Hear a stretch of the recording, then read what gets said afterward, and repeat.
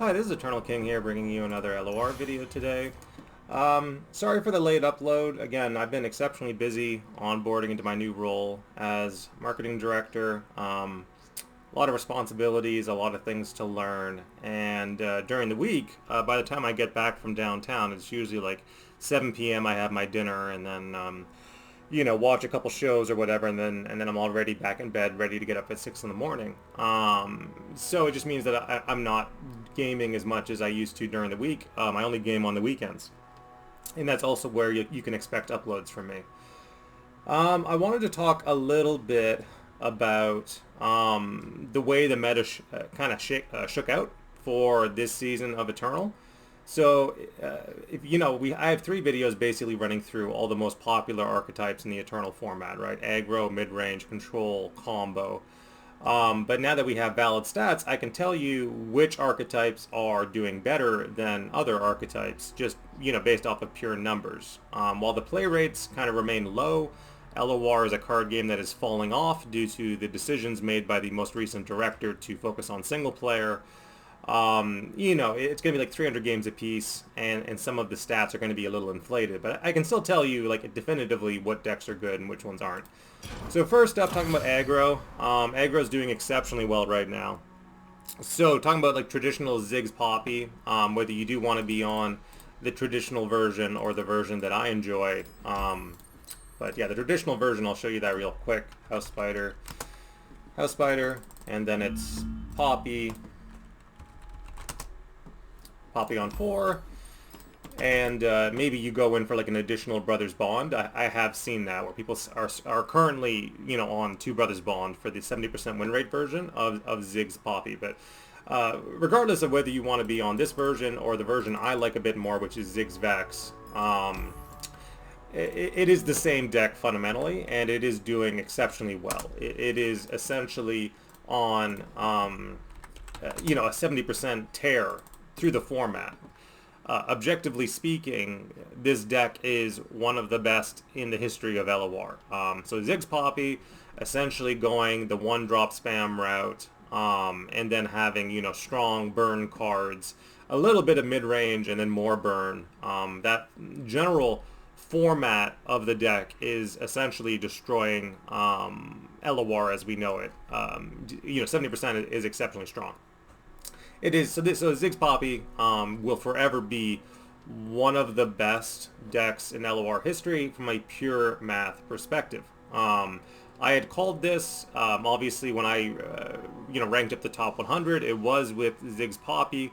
I do like the newer version a little bit more, but it doesn't really matter. It's the entire shell of the deck, the way that it plays out and the way that it functions makes it one of the best decks in the game. From a pure math perspective, 70% win rate is insane. So Ziggs Poppy, kind of called this being, one of the best decks this season, and that's exactly how it played out. Talking about the next best aggro deck, it is Pirate Aggro. So Pirate Aggro similarly is functioning on a very similar win rate scale. There's nothing about Pirate Aggro right now that is, fundamentally bad. It basically is like Ziggs Vex, but it has like a little more draw going for it, and that's the only real fundamental difference with Pirate Aggro. If you want a full run through of like how this deck functions, I do have, again, the aggro archetype video where I talk about how all these aggro decks work, but it's very similar to Ziggs Vex or Ziggs Poppy, where it's just 1-drop spam, usually 12 of them at the very least, and then Brothers Bond, plus some go wide 2-drops, and then some value on swing champions. So like Misfortune pinging on swing is the exact same thing as Ziggs.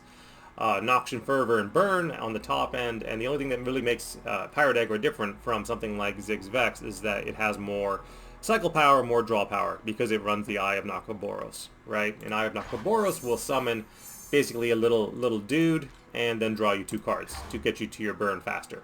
So a deck like this performs just as well as Ziggs Vex or Ziggs Poppy, and it's I don't like the deck as much. Personally, I've never liked Pirate Aggro quite as much as Ziggs Poppy or Ziggs Vex, but they are basically 100% the same deck in terms of, you know, play a bunch of 1-drops, get your opponent down to lethal range, burn them out. It's the way the deck plays.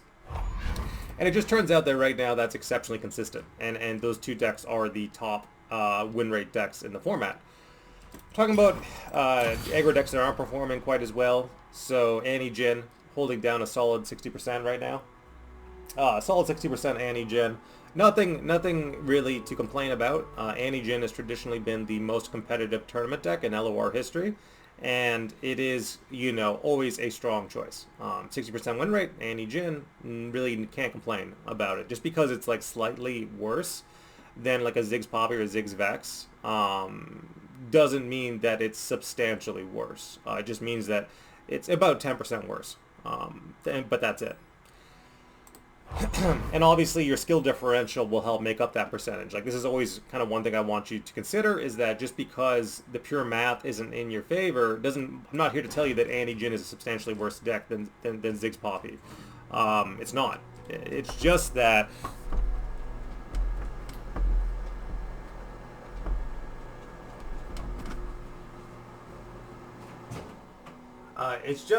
in terms of pure numbers, it's not doing quite as well.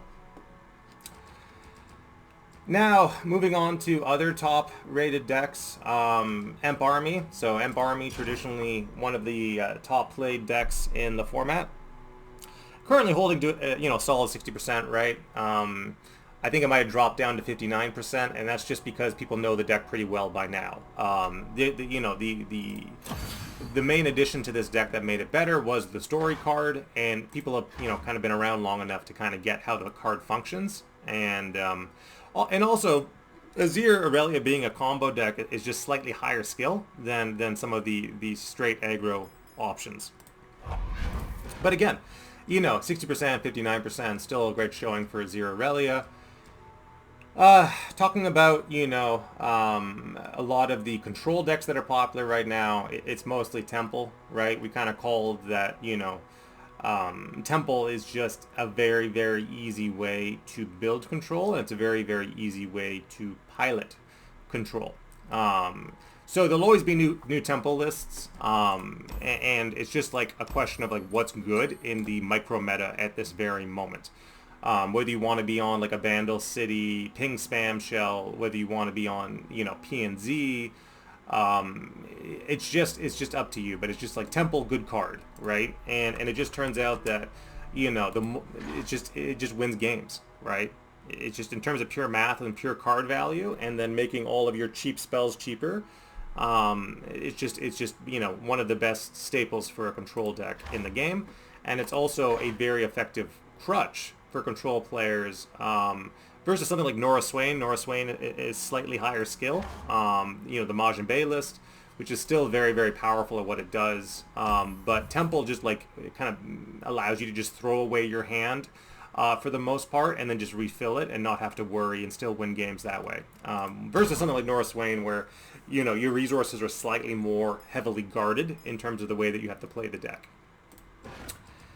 But you have your aggro and your control doing very, very well right now. Talking about new additions to the aggro format, we do have Zed. Zed's doing pretty well. If you don't know that, the most recent new aggro deck that was added to the standard format was Zed Lulu. So Zed Lulu is also putting out 60% in Eternal. So it just turns out that this is a standard deck that is translating very well to the Eternal format. So if you're a Lulu fan, go nuts. Flower power all the way. If there is a style of deck that, we're not seeing as much of, so if aggro is doing really, really well, various control brews are doing very, very well, you might not be seeing as much mid-range, but then again, there are versions of mid-range that are doing really well, so I don't want to make a staple statement. Like, Gangplank Sejuani is always a mid-range deck that will always just be like fine and good and on the higher tier of competitiveness because of the way the champions work. They're just very powerful, very easy to level, and very easy to run away games with. So Gangplank Sejuani is a mid-range deck that is obviously still very competitive. But otherwise, it is mostly the kind of things that we talked about in our video. It is a lot of matron spam, right? So if you don't know the way that matron spam functions, I've gone through the deck before. We went through our top control video and talking about like the staples of what makes a matron spam deck, or an Eddie deck, period, full stop. And it is like stall. So in this case, we run Pioneer and Tavern Keeper, and then that's just going to give us enough healing and stall to get to the point where we can play Cloud Drake on 6 and then Matron Spam on 7. That's the way the whole deck functions. Nothing about that has changed. As you play Matron Haysho, Cythria, on 7, as soon as you've played Cloud Drake on 6, and then you have like 30 mana wide board, and it's just disgusting. And so the only thing that really changes in terms of how a Matron Spam deck works is that you're either on the Freljord variant, which is Tavern Keeper or Pioneer, or you're on the Demacia variant, which is usually going to be your two main champions. So it's going to be Dragon Lady, which is Demacia. Yep. Yeah, so it's usually Shyvana, because she swings and she's like a 4/5, and she gets bigger when she strikes. Very hard to remove in certain instances. A great mid-range champion. And then on 5 you have Morgana, right? So again, lifesteal slows down your opponent's attacks, makes it harder for the aggro opponent to win. So Shyvana and Morgana, or Tavern Keeper and Pioneer, into Matron Spam. And that's how Eddie decks function. I don't think there's a lot of reason to run other variants right now, just because like that's kind of your range, right, in terms of how an Eddie deck functions. Like the win con is the same. It's just like how you get there is really the only question that matters in terms of an Eddie deck. And so Eddie decks are winning an even 60% right now. So they're basically dead tied with the likes of Annie Jin, or dead tied with the likes of Zed, Zed, the new Zed deck, so Zed Lulu, or Azir Aurelia, or a lot of these sort of Annie Jin. So a lot of these like fundamental competitive Eternal decks, these legacy decks, Eddie's right there with them. There's no difference in terms of competitiveness between like Tavern Keeper, Pioneer, Matron Spam, and like Annie Jin, Skill Proc, aggro spam. Like they're even in terms of their competitiveness in this format right now. And the same thing with like Thresh Nasus, the same thing with Emp Army. If anybody wants to, get stats for Swain Nora, I assume Swain Nora would do really well right now. It's just that right now people are more into Temple. They're just into the janky Temple stuff. It's just putting up, it's easier to pilot from a control perspective. But there is some weird stuff too in terms of the lists that are coming up. You see things like Poro King actually putting out stats in terms of the the mid-range space. Poro King, is pretty good into aggro, just because of the way the deck functions.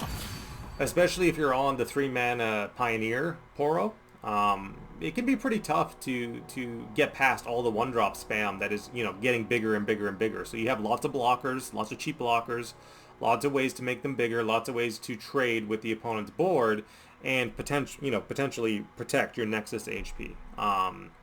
So, Poro King, actually putting out numbers, which is crazy. So I do want to be like a little cautious when recommending some of these Rebel lists, because sometimes it's like a play rate thing, right? Where it's like, okay, well, how many people are actually playing Poro King right now on Eternal Ladder? Like, 70 people? Well, I don't know if I can recommend a deck and say that it's winning 60% of games and it's as competitive as Annie Jin, when there's only 60%, 60 games on the clock for the deck. I can't, say that. And that's kind of where we're at right now in terms of eternal competitive space, where it's like there are decks that have proven the test of time and have had thousands of games and played into them, that I can say fundamentally, like, you'll never be mad with Annie Jin, you'll never be mad with top tier Eddie, you'll never be mad with Swain Nora, you'll never be mad with Emp Army. You'll never be mad with Pirate Aggro. You'll never be mad with Ziggs Poppy. I can just fundamentally tell you that these are some of the best decks in the game. And then there are some other stuff that has, only like less than 100 games played that it's going to be hard for me to fundamentally say if it's going to be the next best thing. But what this means in practice is that, there are there's a lot of variety in the format, right? There's just a lot of different styles of decks that you can play. And then there are style of decks that you probably don't want to play, right? So like, I would say you probably don't want to be on Jace Lux right now. Jace Lux being like your archetypal mid-range control brew, probably not, right? You'd probably rather be on Swain Nora or Temple. So you're probably not on Jace Lux right now. So like certain versions of mid-range feel not great. Other versions of mid-range feel okay. So like Turbo mid-range, where you just like play Gangplank leveled on 5 in a Plunder list, yeah, like that's going to be okay. Just like Turbo mid-range is going to feel fine. But Control-y mid-range brew, not so great. And maybe like an infinite value mid-range, like a perfectly optimal Poro King might feel okay. But for the most part, I would just be like, do you want to play Eddie? Or do you want to play aggro? Do you want to play Temple, or do you want to play a different kind of aggro? You're not going to go wrong with that type of mindset for the format right now. We are 100%, going to do fine. Just like play 70% Ziggs Poppy, play 60% Eddie, play 60% Control, and just look at Runeterra AR. Go to the website. And you can have up-to-date, micro listings that are, optimal for the micro meta.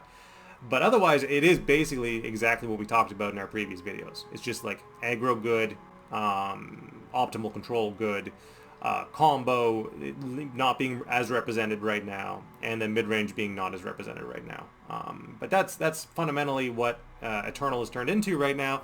And compared to Standard, it's wide open, right? Like there are probably 20 lists in Eternal that have something like a 60% win rate right now, which means that you have massive potential to play whatever it is you want. And that's a beautiful thing.